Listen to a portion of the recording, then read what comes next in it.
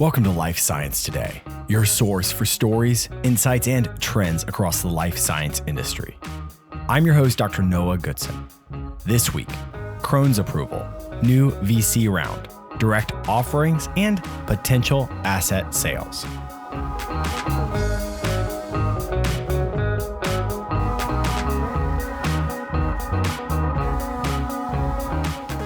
The views expressed on Life Science Today are those of the host and guests. They do not necessarily reflect the opinions of any organizations with which they are affiliated. AbbVie continues to cut successful swaths across the immune and inflammatory space.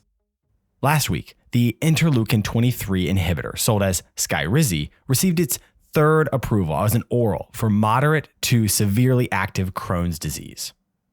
In 2 trials, Skyrizi outperformed placebo and standard of care when measured through key indicators from the Crohn's Disease Activity Index, including stool frequency and abdominal pain. The trials showed significant reduction in symptoms and even a move to remission in many participants using both reported and objective outcomes. This approval, along with robust safety data, will likely continue to bump sales on a medication that saw $940 million in sales in Q1, which was a 65% increase year over year. Between Humira, Rinvoq, and Skyrizi, AbbVie is set to continue market dominance in this space for the foreseeable future. Third Rock Ventures has raised their third fund, this time of $1.1 billion to invest across the biotech space. Their track record includes names we've discussed on this show, including Decibel Therapeutics, Bluebird Bio, and Agios. This brings their total raises over the last 15 years to $3.8 billion, with investments in more than 60 companies and 18 products brought to market. The latest fund is more of an alignment with an ongoing trend. It says there's still money and investment in the biotech space. Yes, there was a slowing, and yes, markets are a bit bearish, but the fundamental drivers of biotech growth seem to still exist, if slightly more subdued than in 2021. And while Third Rock may not be the largest fund, they remain a key recognizable name in biotech venture capital. Scholar Rock has announced a $205 million registered direct offering at $4.90 per share. This raise is expected to close this week, with the goal of shoring up their finances as they continue to move through a pivot. The changes at Scholar kicked off in late May when they announced the loss of their CMO and the laying off of 25% of their staff.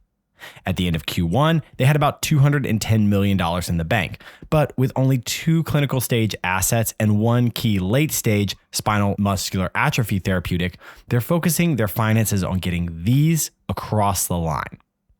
As with many companies, running a registered direct offering is typically not optimal, particularly when it's paired with recent cuts, but the space for companies stuck in the middle of a pipeline development remains tumultuous. Scholar's objective appears to be cut the bleeding and then make a push to approval. This capital raise may be their best solution, with their stocks down 80% on the year. Speaking of solutions to raise capital, reports emerged this week that the Japanese pharma company Kyowa Kirin may be looking to sell up to $1 billion in pipeline assets in order to advance their more mature assets to full approval. Their wide-spanning pipeline contains something like 17 unique therapies in 35 indications across numerous therapeutic areas spanning phase 1 through approved assets. They continue to run a financially profitable institution, and it's likely the rumors, if true, are simply a more mature mechanism of garnering investment to advance pricey late-phase studies. Specifically, one of their up-and-coming assets in partnership with the US-based May Pharma is a PI3K inhibitor used in oncology studies. Recent data has put major safety concerns around the use of PI3K inhibitors, and the FDA has both withdrawn some approvals and encouraged the use of randomized over single-arm studies for PI3K inhibitors going forward. Some of this is, of course, conjecture. Who knows what Kirin really wants to do? But it remains on theme for this episode. As capital markets continue to flex, Expect to see increasingly creative deals as pharma and biotech find ways to mix fundraising efforts with operational pivots, seeking to see products to maturity.